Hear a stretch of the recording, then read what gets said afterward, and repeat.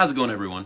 So around 2002, I was introduced to a console that changed my view of console gaming. It was the original Xbox.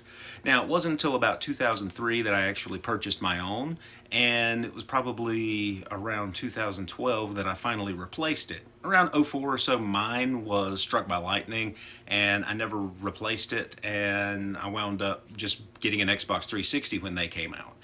But I really liked the game catalog for the original Xbox, and I've always been about using that original hardware. So, unfortunately, my Xbox put in storage around 2013, 2014, and I'm just now finally taking it out of storage. So, we're going to take it from looking like this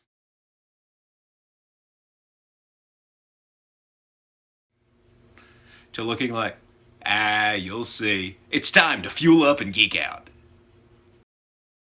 So this is my original Xbox. I've actually owned this unit since about 2013 or so.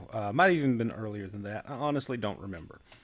When I got this unit, it was just pretty much the unit itself. I believe I got it on eBay. It came with a single controller S, and the you can see that it's in a absolute filthy mess.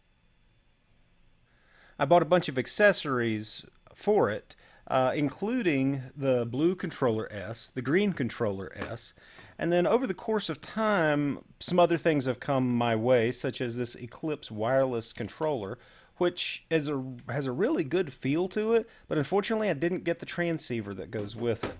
I also managed to come across a Halo 2 Plantronics headset for Xbox Live.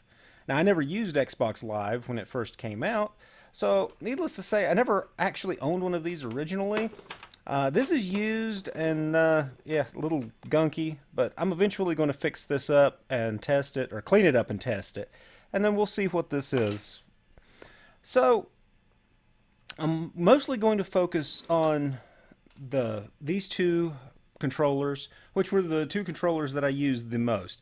And the reason that I use those more often than I use this green controller is because of the state of this cable. Now, I'm sure that a lot of people probably have cables in similar condition. The internal cabling is twisted inside it. It's also missing the breakaway. But I would rather replace this with a non-twisted cable, and as of right now, I just haven't found one yet. I am actually bidding on a couple of broken controller S's that have really good looking cables, so I may be buying one of those to tear apart and swap cables with, and then I'll have my green controller working.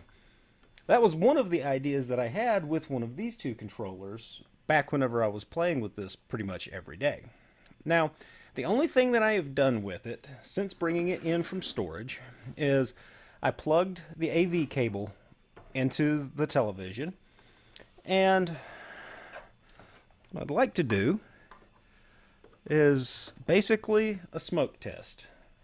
Let's see exactly if this thing actually will fire up. Again, this has been in storage for a long time. So,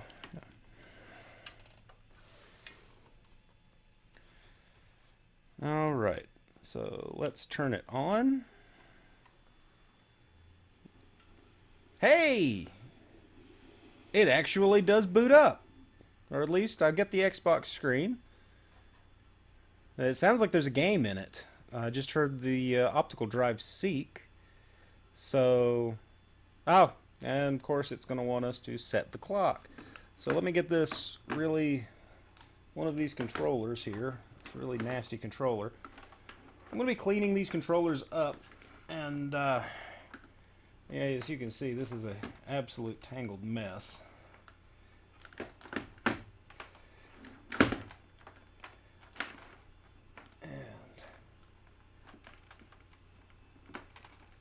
There we go. And I also have extensions for two controllers.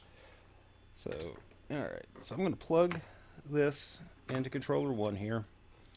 Now, let's change it. I don't know, it's about 3 p.m.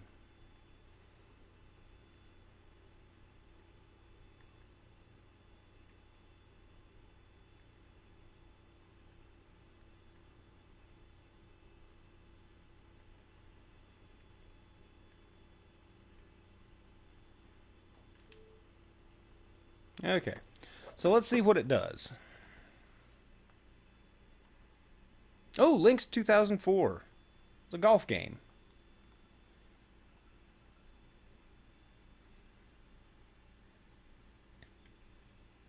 I vaguely remember playing this.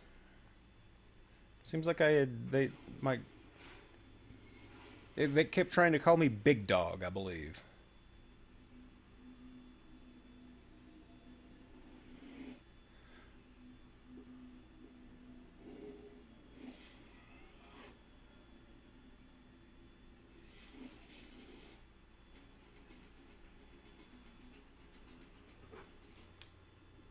Let's see. Let's hit start.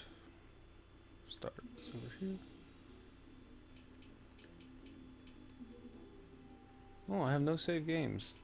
Interesting. Okay, well, so I'm going to see if we can get to the dashboard and carefully set this disk off to the side.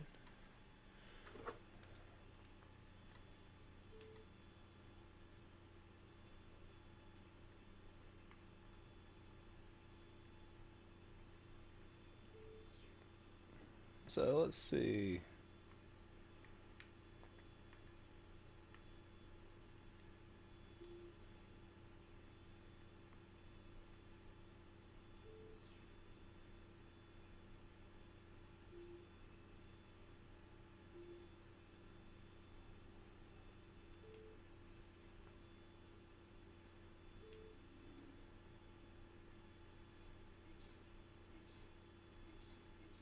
So I'm actually kind of looking through some of the games that I had on here. Cool. Well, even though I have newer consoles and I'm in the process of building a gaming PC again, I really wanted to do some playthroughs on some of these games.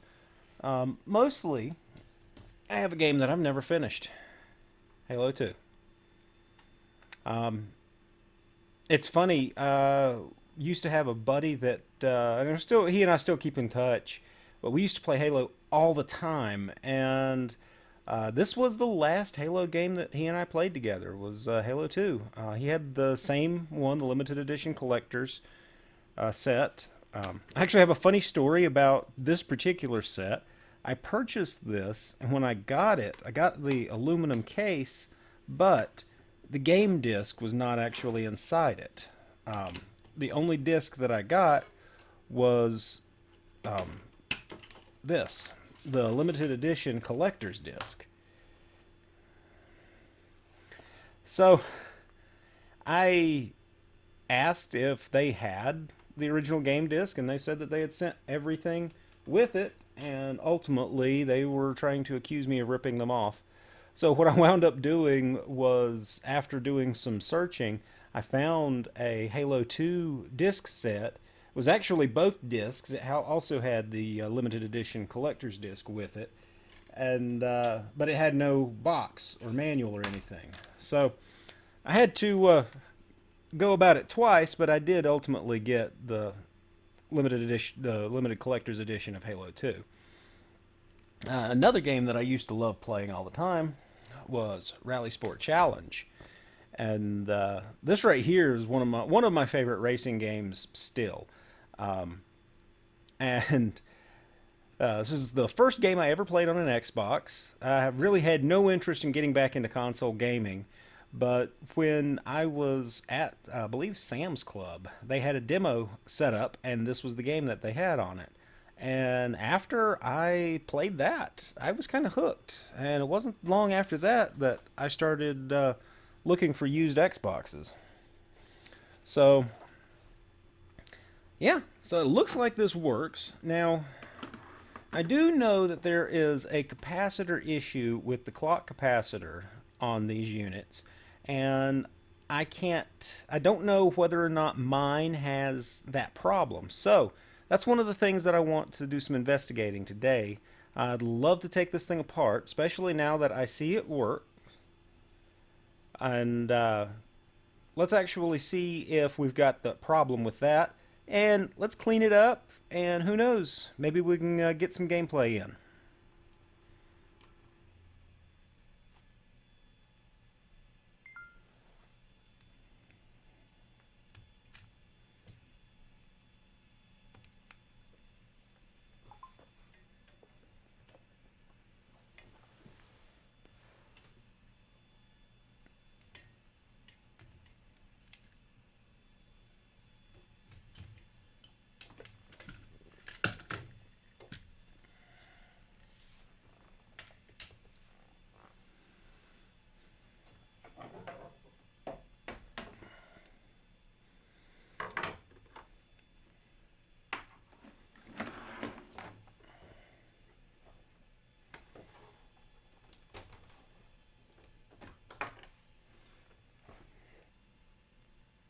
So to disassemble an original Xbox, it's fairly straightforward.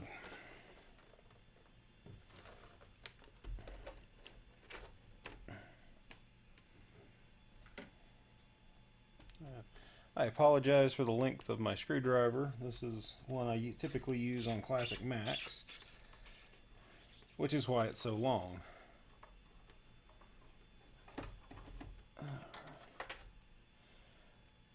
This is a T15 handled screwdriver, and as you can see, very, very long.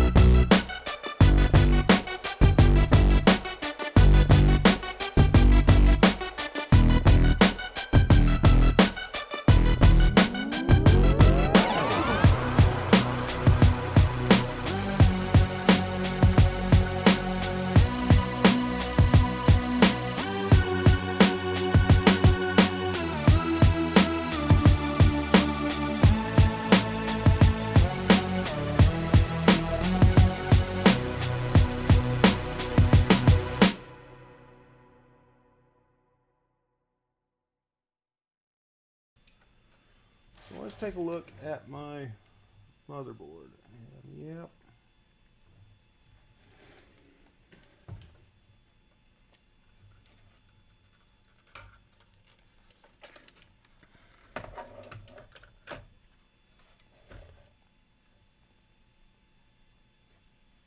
So yeah, I definitely see capacitor leakage in here, which is unfortunate. So I need to get this cleaned up immediately. Now, I mean, the machine did fire up, so I know that, you know, it's not completely done for, but that's definitely leaked out. So what I need to do is remove that cap, and then we need to clean up all of the residue from it.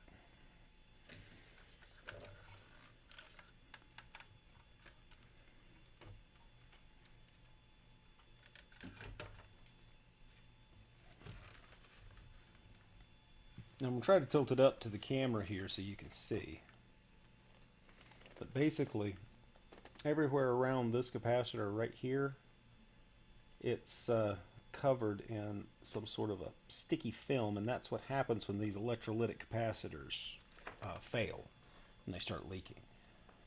A lot of times you'll see them domed up, but with this one, it just leaked out the bottom from the looks like. And really don't see a whole lot of corrosion on the board, so hopefully we've caught this early enough. So let's finish disassembling this unit. Let's get that board out of there, get it cleaned up.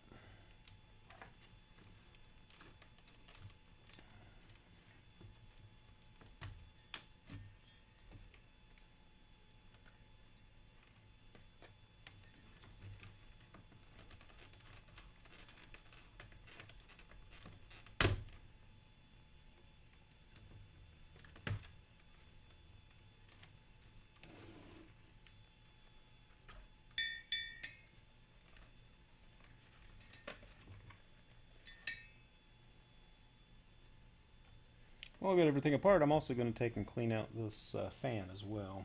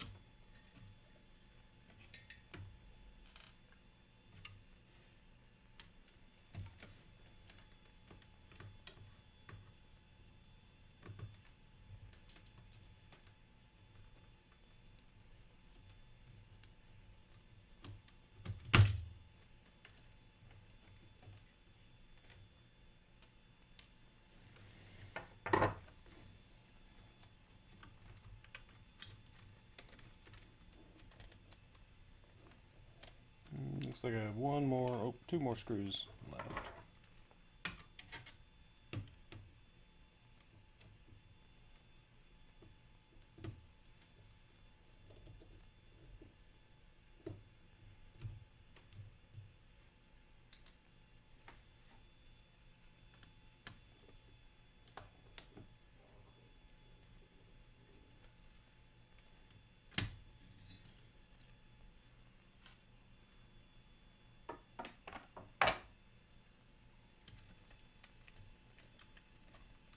Alright. So what I'm going to do is I'm going to try to carefully tilt the board out. And I'm not removing the heat sinks for this, mostly because they're still in place, and I could reapply some thermal paste on there. Ooh, there's a bug inside there. Dead bug. So Okay. But yeah, you might be able to see the discoloration on the board around there. And that's from that capacitor. So I don't see anything on the underside. Oh, actually, yeah, I do. It looks like it leaked. Hopefully that just came around the edge of the PCB here. So,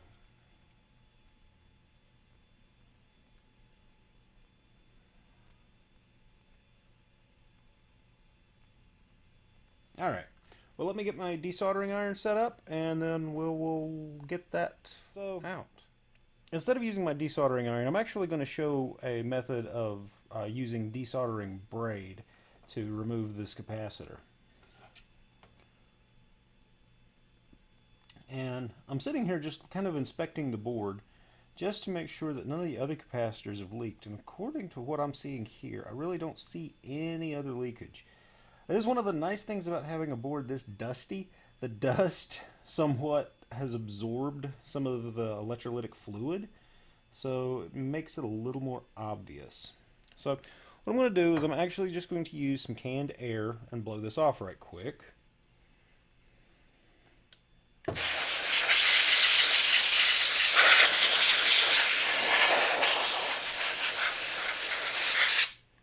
And yeah, now that I've done that, you can really see it. I'm going to see if I can get the camera to see it. Yeah, there's that electrolytic fluid. You can see it's all centered around that capacitor. I do want to get all that stuff cleaned off. And there's still some dust on the board. Let me just do a little bit of a dry dusting off of here. But what I want to do first is I want to get that cap out so that we can start cleaning up all of that area around there. So in order to do that, let's see. Yeah. I'm actually going to clean the back side of the board first. And to do that, I'm going to use a little bit of IPA on a toothbrush.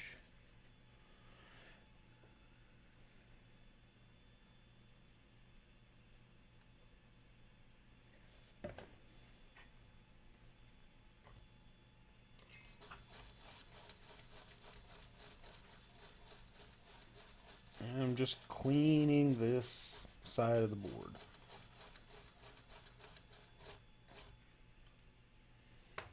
And let that dry for a little bit. Speed up the drying a little bit with canned air. But yeah. Alright, so the cap we want to remove is this right here. And one of the main reasons I'm not using my desoldering iron is because, honestly, it's a piece of junk. It was a cheap thing I bought at Radio Shack long, long ago. Long, long ago at a Radio Shack far, far away. Actually, no, it was local to me at the time.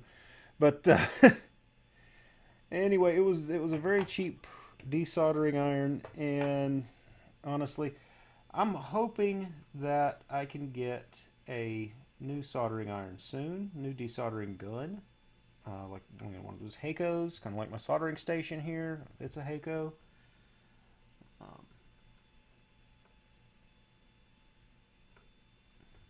And what I'm doing now is I'm actually trying to add a little fresh solder to the bottom of this cap.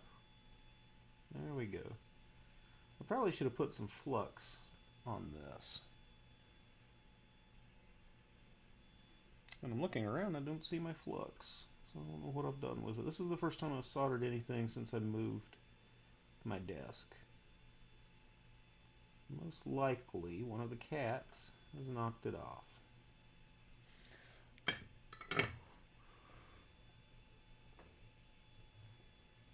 I feel like one of those kids shows. Do you see my flux? It should be there. But anyway.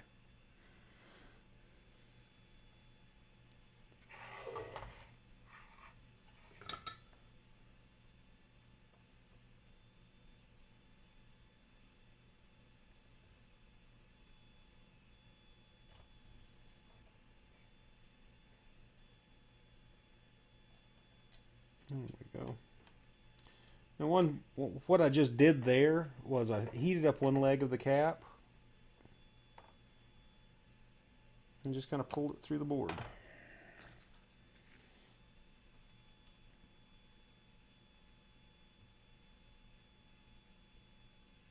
I'm going to use this wick here, this braid, to try to wick that off.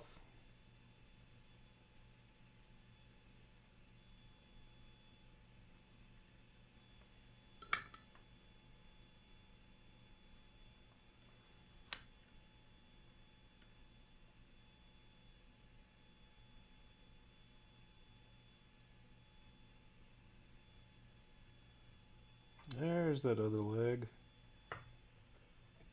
I might be able to just pop it out.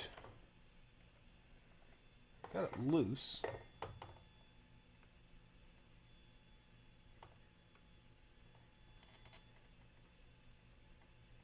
And this would be much easier with a desoldering iron or a desoldering gun.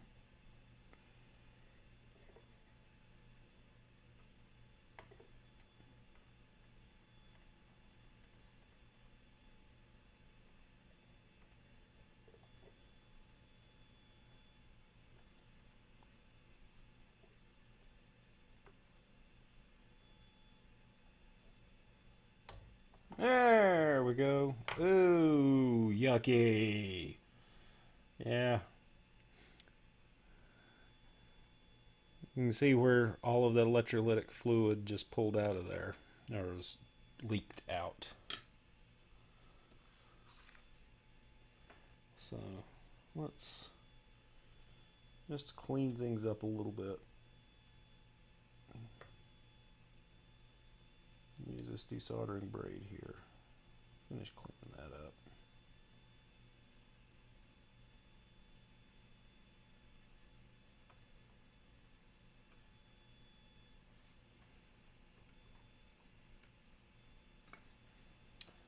So there we go. All right. And I'll try to hold this up so you can see it.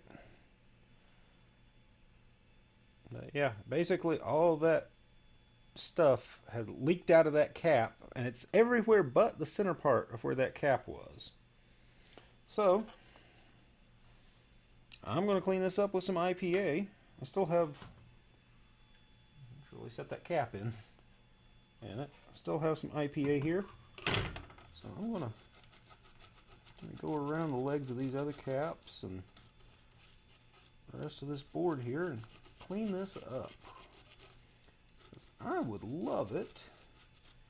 Kilobyte and Megabyte got a chance to play with this, but as they are 6 months old and 2 years old, they're a little young yet. So that's one of the reasons why I want to help future-proof this machine.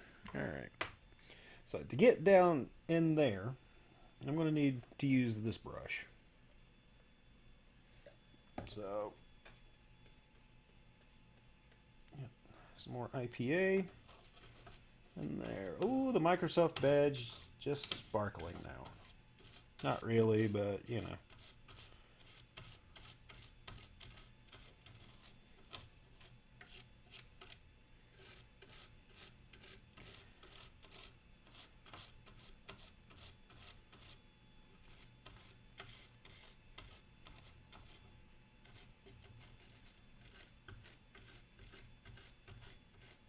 And while I have this open, I'm actually going to take note of the rest of these capacitors. And even though I haven't read anything where any of these other caps are having problems, especially if I'm sitting here noticing that these are Nishions, I'm probably going to go ahead and recap this board at some point, just as a preventive measure. And you might be saying, well, why do you need to do that? They're not failing. Well, you know, when I bought this thing 5-6 years ago, we probably didn't even know that this was failing at the time. So, you know, why take the chance? Let's go ahead and replace these caps. I'm going to be writing down all of the values for all these capacitors. And at some point in the near future, I'm going to go ahead and recap this whole board. Again, I want to make sure that this thing stays running for a long, long time. It's also why at some point in the near future, I'm going to want to mod this so that it no longer depends on that spinning platter hard drive. We can put a solid state solution in, like a compact flash card. And it's not for game piracy. I will go ahead and say that right now. But, you know, also being able to load games and stuff off of a compact flash card versus the optical drive is also going to save wear and tear on the optical drive. So, okay. So this actually is looking pretty good. The IPA is still drying. I got a little bit right there I haven't quite gotten yet. So let's switch back over to the toothbrush. I have to be very careful with these, and I will go ahead and pass my warning on to anyone else. This is actually my second or third toothbrush since I started doing these. The reason why I have to be very careful with them is my wife caught Megabyte, who, as I said before, is only about 2 years old, going down through the house, brushing her teeth with one of my cleaning toothbrushes. And I think it was like a pink toothbrush or something. I'm not sure it was the one I used in the Commodore video. As a matter of fact, this might be that one, but I don't really remember. It was too long ago.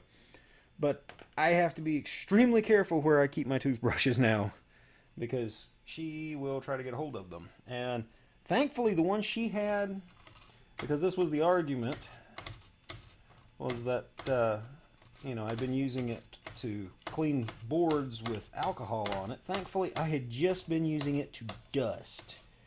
So, alright. So I really want to make sure that I get all of that stuff out from the leads of these capacitors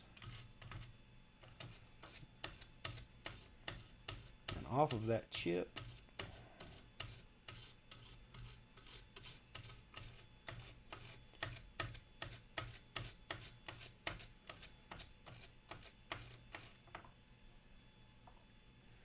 So there.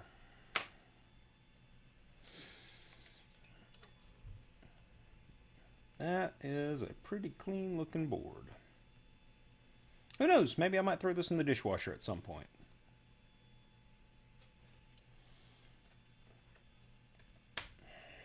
I'll go ahead and give it another good once over. Get some of these chips a good clean up here. And this is an anti-static brush, or at least that's how it was described on Amazon when I bought them last year.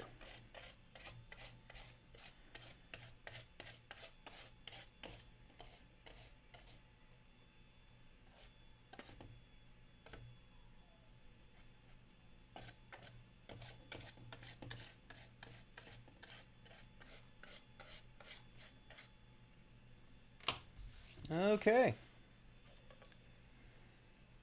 Well, that looks pretty good.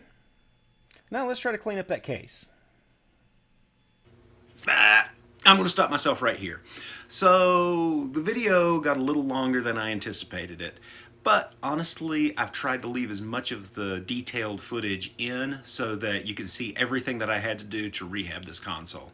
So I'm going to cut this one off right now, and we are going to come back next week and you can see how I clean this system up, and we're going to tackle those controllers. So I really appreciate you watching. I hope that you subscribe, like the video, comment below if you want to see more content like this, and don't forget to hit that post notification bell because you don't want to miss the second part of this series. Thank you so much for watching. I will see you in the next one.